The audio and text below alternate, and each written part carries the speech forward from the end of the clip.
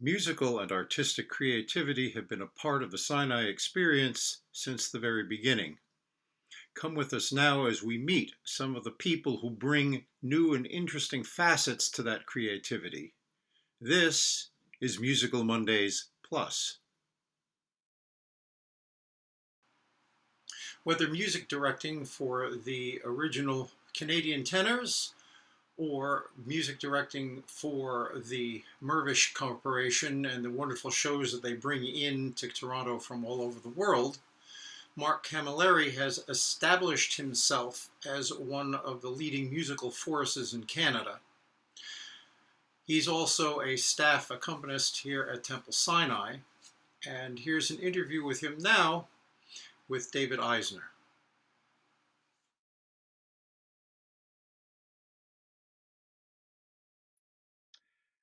Hello and welcome, ladies and gentlemen, to another Cultural Monday. My name is David Eisner with the Harold Green Jewish Theater Company, and in this capacity, working for Temple Sinai. We have a marvelous guest. Speaking of Harold Green and Temple Sinai, he is an important brick in the success of Harold Green Jewish Theater Company throughout its 13 years, and has evolved into being an important element in Temple Sinai, um, and we'll talk about that with the High Holiday Services, Slichot, and we're looking at him right now. Ladies and gentlemen, Mark Camilleri, Hello, how are you? hello. How have you been coping other than with work? Uh, what have you been doing with you in life during COVID? To, Sure. to, So obviously things have very much slowed down for me as pretty much during March break when everything sort of hit mid-March. So all Mervis shows stopped, all my other theaters stopped. Playing at the synagogue stopped. A couple of one-off gigs, like the bar mitzvah at the time had stopped that we were supposed to be doing together with right. Harold Green, which turned out to be an amazing thing in the end. But at the time, that had gone away. So I suddenly had a lot of free time on my hands. So things have slowly started to pick up now. People are sort of getting back into the groove of things. The studio's been really busy. I haven't done any live playing, but a lot of recording and a lot of stuff like that. I worked on the Van Gogh exhibit that's happening downtown. I Oh, did a bunch of recording for them. yeah. So that's been kind of cool. The one good thing that has come out of it for me, because I'm usually so busy, um, I've had a lot of time to spend with the family. Beautiful. It's been amazing. I've been bike riding about 20, 30 kilometers every morning with my son, Oh my Adrian, God. who most people have seen at some point. So Adrian Yeah. and I have been biking like crazy. We've been cooking. We've been doing all that kind of stuff. So that's been great. So trying to find positive in all of it. Getting Absolutely. around to errands around the house that you keep procrastinating on that now you have no excuse not to get done. So yeah, that's sort of what we're working on. And if people don't know, you have a beautiful wife, Louise Camilleri, who's entertained us in the Slichot events Of and as course, well yes, as concerts. yeah, yeah. Um, and I wanted to talk about cooking because were you born in Malta? No, so I was born here in Toronto. Yes. My parents got married, are from Malta, both of them, from a little town called Mellicha. And they got married in Malta and then came to Canada and then basically had me, I don't know, a year or so later. Um, Maltese is my first language. It's what they Wow. spoke to me. I still speak to them in Maltese when it's very close to Arabic, I would say, if anything. But Interesting. yeah, close to Arabic. The original, like I usually say, the old language is very similar to Arabic, and Yep. then the newer words like car or whatever are very Italian. So it's sort of a combination of Arabic and Italian as far as the language goes. Right. And yeah, that's basically it. Yeah, so that's where my parents are from. Yeah. What is one of your favorite Maltese dishes? Uh, So one of my favorite and almost everyone's favorite who has one are these things called, which again sound very Italian, called pastizzi. And basically, it's a flaky pastry, very sort of similar to what a spanakopita okay. uh, pastry would be. Um, and you flatten them into like a little circle. This pastry that you've worked on for hours, opening up and putting butter and rolling up and putting butter and rolling up. It's unbelievably good and unbelievably buttery. And so and then you put the options are ricotta cheese, you put it in the Mhm. middle, and then you sort of close it up like a pocket. So sort of almost like a pierogi at that point. So it sort of just Right. flips over, and then or you could put ground beef and peas is another one. There's also there's a fish one as well, but basically you find them everywhere on every corner in Malta. Oh, that right. It's like how many Starbucks and Tim Hortons we have here. There are pasticci joints in Malta, and you just walk down the street, pick one up for 50 cents, and away you go, or you pick up half a dozen or whatever. Amazing. Is there a Maltese restaurant in Toronto? Yeah, there's a Maltese, not a restaurant, but bakery. Okay. Yeah, so there's three that I know of in Toronto. One really close to me here. I live in a sort of a Maltese area, or used to be, not so much anymore. But yeah, so there's a bakery at Dundas and Runnymede. There's one at Royal York in Dundas, and one at Kipling in Dundas. Um, Wow. and they all sell pistizzi, and they all compete with each other. Who has the best one? All that stuff. Yeah, it's good. Well, I know where I'm going after this interview. Yeah, exactly. Totally, totally. You've watered the mouth. Yes. Um, and let's talk about Temple Sinai. What initiated the connection to Temple Sinai, first of all? So what initiated was actually Harold Green Jewish Theater Company. Oh, Um, that's interesting. we were doing, I can't even remember the event now, but we were doing an event at the temple, and Cantor Katie was the Charles was just arriving at the Oh, synagogue, so this okay. was just before him arriving. I think maybe I spoke to him just after that this event had happened, and it was an evening of Broadway music or whatever, and we were in one of the halls there, and that's how I met Cantor. Katie sort of liked my piano playing, and sort of we became friends that way, and. She started bringing me back for little events here and there, and then once Charles came on board, that's when I sort of became much busier with the synagogue. And then, yeah, the affiliation between Harold Green and you guys has kept me really involved with both Right. organizations. You know There's what I a mean? nice synergy between Yes, all of us. exactly. Yeah, especially Yeah. at the beginning. Now they've sort of branched off to become their own beasts on their own. You know what I mean? And so, Right. uh, but uh, but at the beginning, it was lots of joint events. Like the original Slichot, and that was at Earl Haig, if I remember correctly. And That's correct. yeah, But we're still doing stuff together, but we have yes, this. exactly. You Yes, do for the sure, of Slichot course. events. Yes, yes. But You also do high holiday services as well yeah, as so concerts. I play the high holiday like regularly. I play the Right. high holiday services. I play bar and bat mitzvahs, and the slichot, which I guess is sort of part of the holidays. But yeah, Right. And you had to learn the organ, I which had is to learn not to an play easy job. organ. Oh man. So you don't say no to Mr. Charles Osborne. So when he said you're playing organ, I'm like, oh man. So the first high holidays, I was at the synagogue quite a bit actually practicing. Um, you know, the there's two big differences with the organ than piano, because you look at it, it's okay, it's got keys like a piano, I mean, it doesn't look that different. I mean, there's two layers or whatever, but it's not a big deal. But the two big ones are, there's no damper pedal. So in order to make a note sustain on an organ, you have to keep your finger on it. On a Oh, piano, you can hold a pedal and it will just keep sustaining, so right. you're able to get around, and all the notes keep ringing. On an organ, you have to keep your fingers on the keys. um, Another big difference is there's no volume with the amount of pressure you put. The volume is Oh, done with the pedal, or it's done with adding sound. So that's another, you know, brain thing you got to figure out. wow. And finally, there's an entire keyboard that's played with your feet, which of course on piano doesn't exist at all. Oh So my God. I end up finding myself, my right and left hand are no problem, I can read, but I find myself just looking down and finding what the notes are. I have to play. I mean, the secret is I play without shoes. I always just play in my socks, so I can feel the keys as I move my feet, Oh, interesting. my feet around. So it's a whole thing. But Boy, that is a challenge there. yeah, so the first year I was quite scared playing it, because it wasn't just a regular service on top of it all. It was the high holidays, right? So Mhm.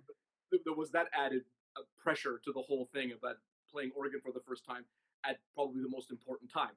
And so the first year was pretty scary. Second year was a lot easier. It sort of was in my bones still, and so it was okay. So yeah, so it's much easier now. And I know, Mark, you're not Jewish, but faith is faith in the sense of, I was wondering, is it different playing for the high holidays? For you, is there a spiritual aspect to it that you can tap into? Uh, or Yeah, is it, yeah, that's a good question.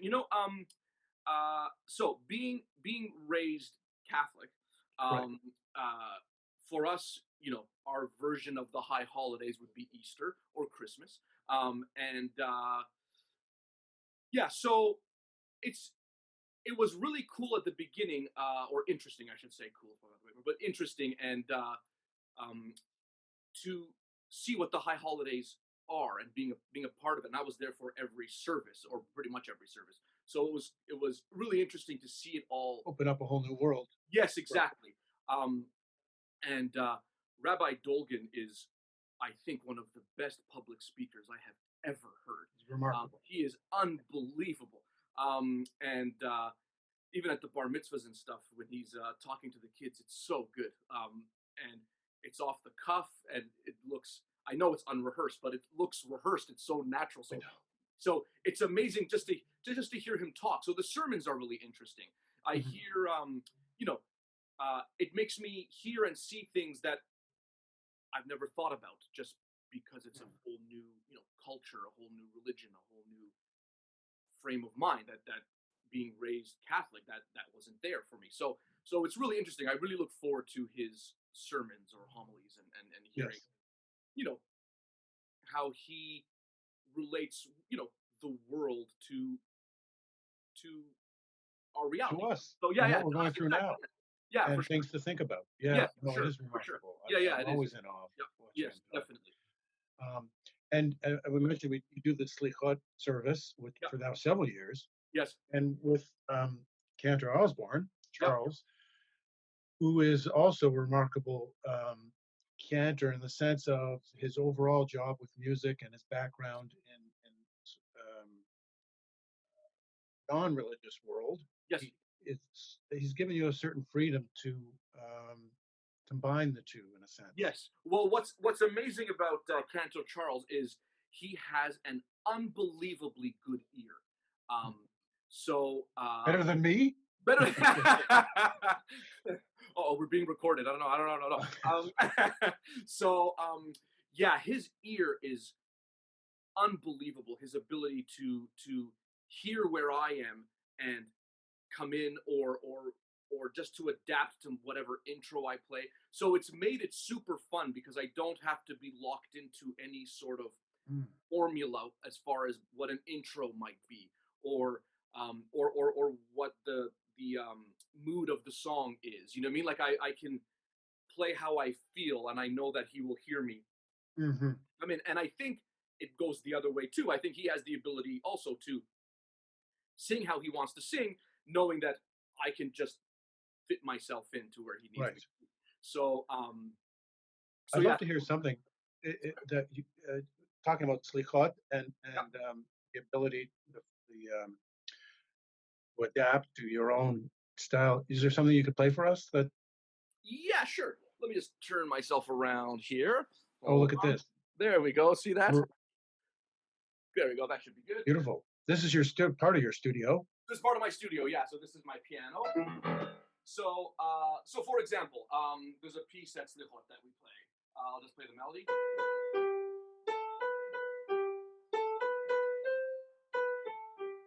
I'll go that far.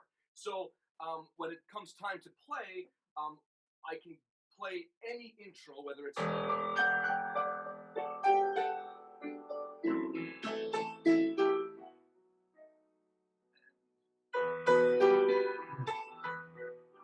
so, and I can play that as an intro, or I can give an intro of.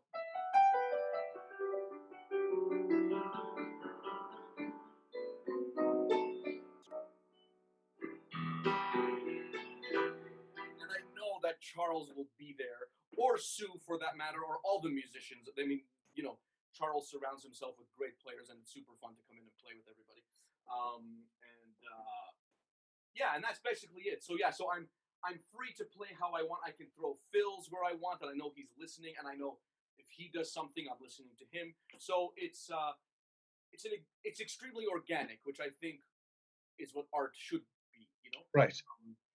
Right. But not just art, but prayer too. You know what I mean? Like just saying the words is one thing, but feeling something and expressing yourself through that is where we need to be. You know what I mean? Or where our goal is.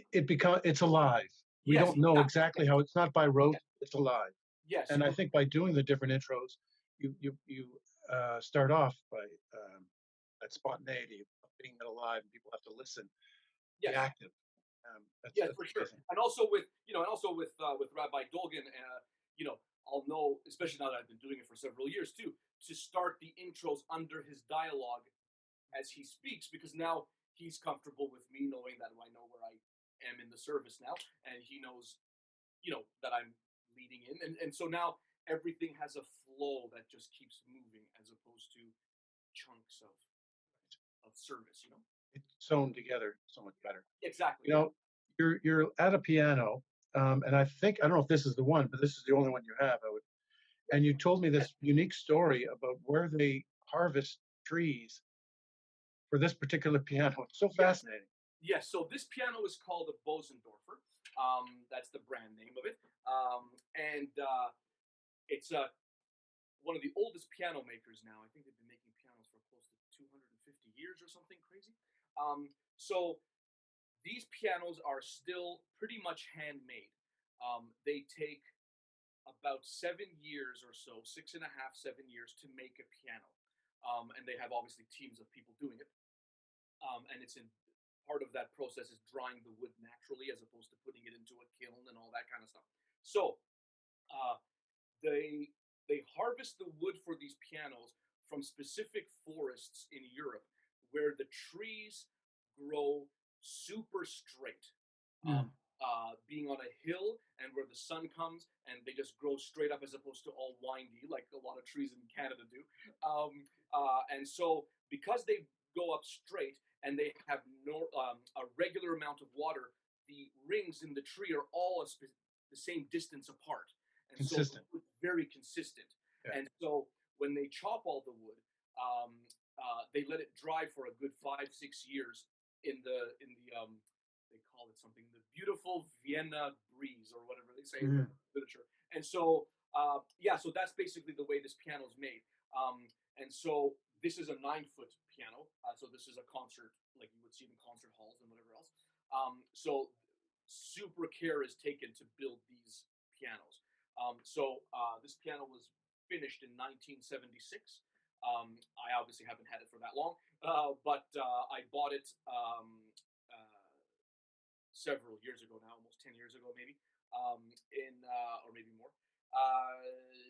Out in, I was doing a tour with Yamaha, and I was out in the Maritimes in Moncton, and they had one out there in one of the stores, and I fell in love with it. And the owner let me stay overnight instead of going back to my hotel room, and I just stayed in the store and played and played and played. And when I came back to Toronto, I basically told him I need to buy this piano, and so I was, maybe in my early 30s. So pianos are quite expensive, and so he was really cool about me taking a year to save up and do all that stuff. Anyway, here it is. Yeah, so she's my baby. Wow. Incredible. And this is your studio. So some of the things you do beyond Temple Sinai and Harold Green. Yes, So you produce because you have your studio for yes, I guess yes, different artists. You musical conduct. You arrange. yep, You compose. yep. You've worked for the Mervishes many times, along with a lot of different stars. What are some of your favorite stars that you've worked with? Favorite stars. Oh man, this is so name droppy. So bear with me That's here. okay. That's what So, people like to hear. so I worked on The Last Ship in Toronto, Right. which was a musical Sting wrote, and Right. so he was in the show. So I got to work with him for 6 weeks or so, 6.5 weeks. Um, he was one of the most down to earth, normal guys you have ever met. Mm. You would never know he was Sting if you didn't know him. You know what I mean? He was just a regular guy. You could joke with him, you could poke fun at him like you would with your friends. He was a really cool guy and loved all us musicians in Toronto. So before the show, we would all play the audience in on that show, sort of like a little party kind of vibe. Oh, And cool. he wasn't part of that, but he'd come every show and sit, hidden away from the audience because it wasn't the time to see him, but hidden away, listening to us play every show. So that was pretty cool. That Sting was there listening to us play. So that was a highlight. Sting. Working with David Foster was pretty cool. Oh, yeah, I would imagine. Yeah, so that was pretty cool. He's a very confident guy who knows what he wants, and cool guy. But working with him was was amazing. Just the Because you guys have a similar ear and and passion for music and piano. yes. And yeah, what did you do with David Foster? Yeah, so that was a big concert with the Canadian tenors. He was one of the guests, and Sarah McLachlan was one of the guests as well. Oh wow. And so I got to conduct David Foster playing one of his pieces with the orchestra and blah blah blah. So that was kind of cool. One of my favorite guys was Marvin Hamlish. Oh Uh, my God. oh man, so I met him doing a show called Triple Sensation, which was a TV show, kind of like a Who's Got Talent or American Idol, but for music theater performers. Right. And Marvin Hamlish was one of the judges, and we became really good friends actually during that whole thing. I was the music director. I did some composing and all the orchestrating and all that kind of stuff. And yeah, he was a cool guy. In fact, every time I went to New York, I would call him up, and he would always meet me he'd always meet me, and he'd take me to his favorite little bagel shop around the corner from where he Oh lived. wow. And he always insisted on paying. I was in his city, he said, and so when I come to your city, you pay for me. And of course, whenever he'd come to Toronto, I'd always end up on his gig somehow. He used to call me Mr. Toronto all the time. And so I'd always try and take him out to lunch or something, and we'd go, and he'd always pay because he would always say, "Oh no, I'm a guest now. It's my Oh turn my to pay." God. So he was one of the That's so cool. he was a total mensch. He was awesome, and so yeah, so he was something special. Yeah. But I've played with Celine Dion. I on the Oprah show down in Boston, and that was really cool too. The security was so insane, but I got to hang out with Celine for a little while. I barely spoke to Oprah; she does her own thing. But yeah, I got to meet her. Um, Nice lady. yeah, yeah, yeah. She's cool. Yeah, a little hyper, but she's cool. Right. Yeah. But Um, you have what I know, Avery. I get paid not to sing, so that's my as you are aware of from the fundraiser and my abilities. But I know I asked Dave, like, what makes Mark so good? I mean, he's the nicest guy, but he sure. plays so brilliant. He says, similar to what you said with Cantor Osborne, you feel so comfortable and confident as you wrap around a singer um, with your abilities to play around them, and Right. there's a comfort level that supersedes other people that, as you know, Avery Saltzman, wonderful singer, but he Yes, of course. always asks for you, as we do, Yeah. because of, and that's one of the main reasons. There's a Yeah, comfort I know. It's level. funny. Yeah, Louise says the same thing too when I play for her, and of course, we've been together for so long now, and I've been playing for her so much now that I know every breath she's going to take on. You know, what I mean, we know each other's body language, obviously. So, but she says the same thing too, and I think you know to play is one thing, and that's you obviously it's a have to have the skill. It's a technique and you yeah, be able, yeah, but the one thing, and as they don't mention it much when they teach, and I think it's an important thing. You must listen. That's the biggest thing I think mhm, because you're playing, you get involved in your world and playing, but you must you must accompany. You know what I mean? You must right. listen, and it's a tough balance between listening and leading sometimes. You know what I mean? Because you have to Mhm. lead, but you still have to listen. So in a situation like Slipknot, where I'm accompanying, say, one of the guest vocalists, a Darren Baker or Avery or Louise or whoever or Tova, and I have to accompany them, but at the same token, I have to lead the orchestra at the same time. Right. So it's a weird combination, like it's a It's not too different than acting in a sense of correct. a ping Yes, you pong can't. match. And listening, Yeah, listening is really where you start, and then you can participate and do that ping pong match, as you say, to keep yes, it alive, keep it exactly, fresh. exactly. You can't just say your line. You know what I mean? Like you have to react to the person speaking. Exactly. How I say it is Yeah, according to how I hear the yes, other line yes, perfect within. analogy. Yeah, Yeah. Oh, that's fascinating.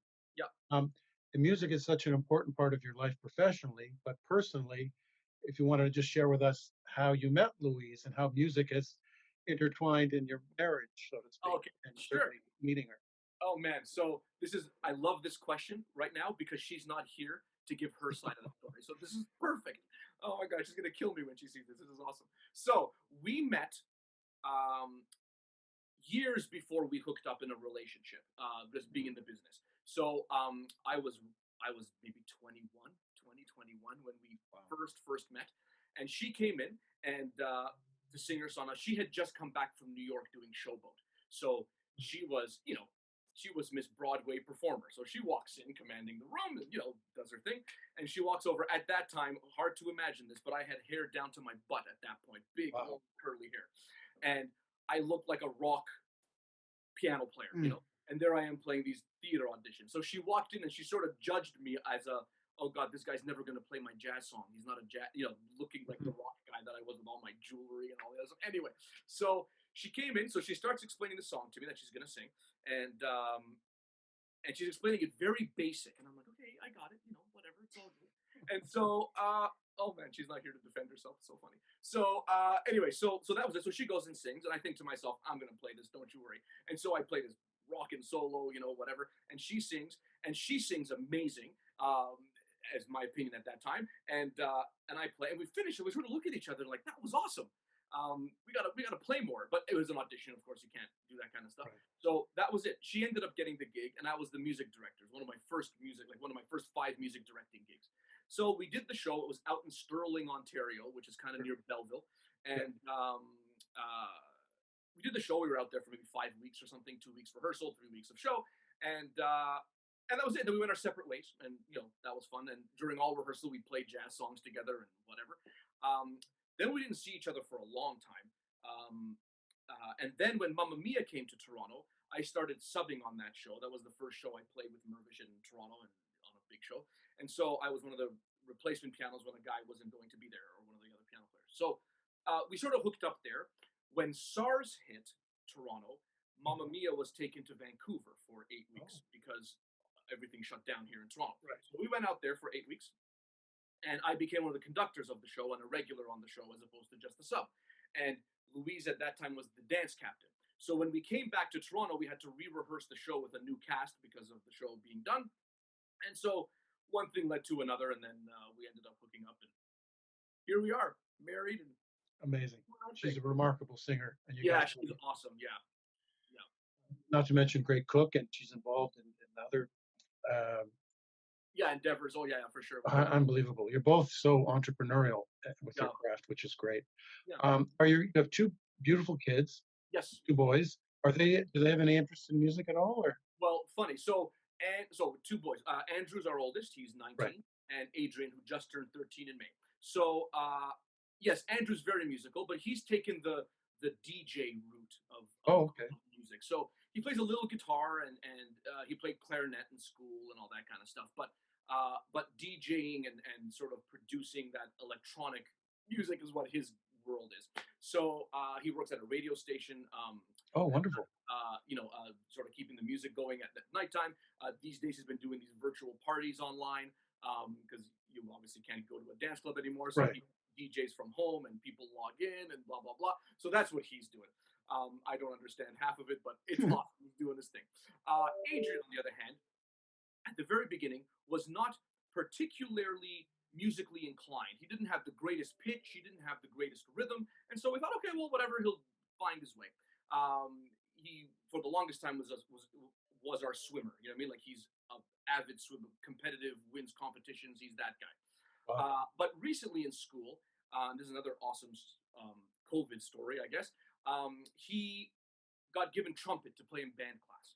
Actually, he asked me, what instrument should I ask for? And I said, pick trumpet. I said, you've got a big personality. Trumpet's a big, loud Hmm. instrument. It'll suit you. So he picked trumpet. And he would dabble in it, blah, blah, blah. I was busy, this and that. And then, of course, COVID hit, and now he's at home all the time because he didn't go to school since March. And I had all this time in the world.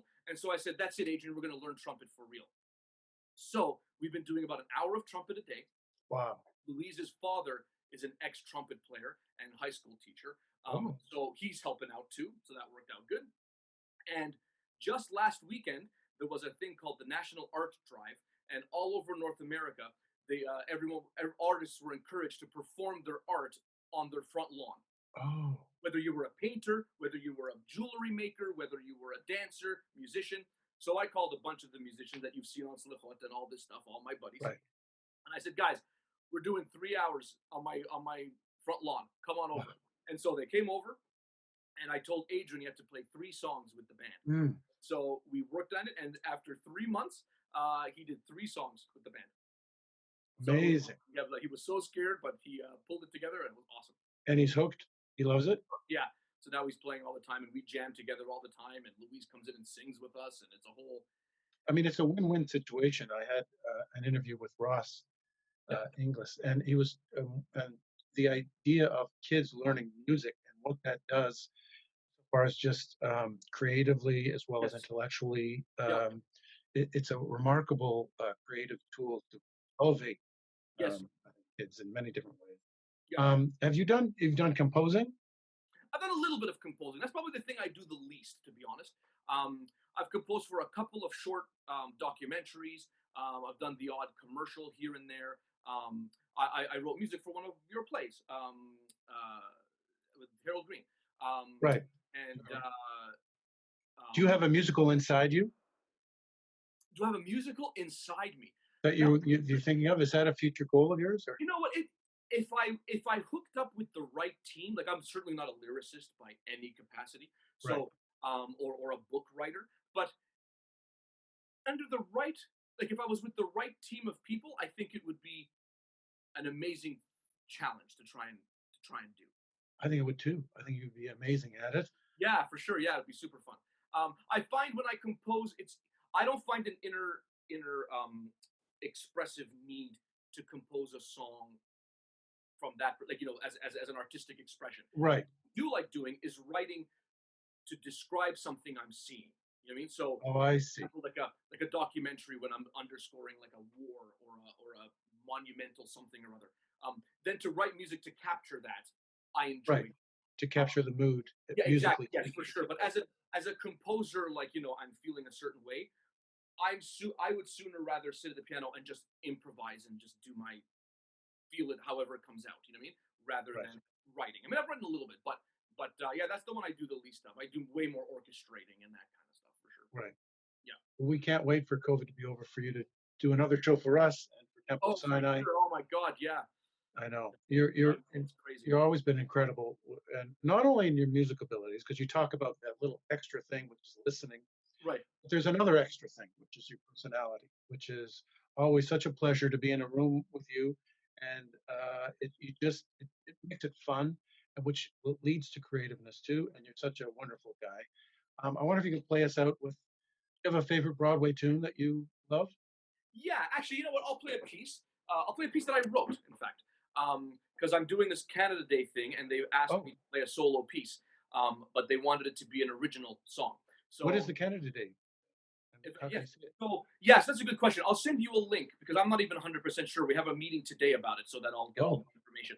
But it's a bunch of artists, and we're all again recording from home. Louise is singing a piece, and and a couple of other artists are on it, and yeah, it's going to be aired.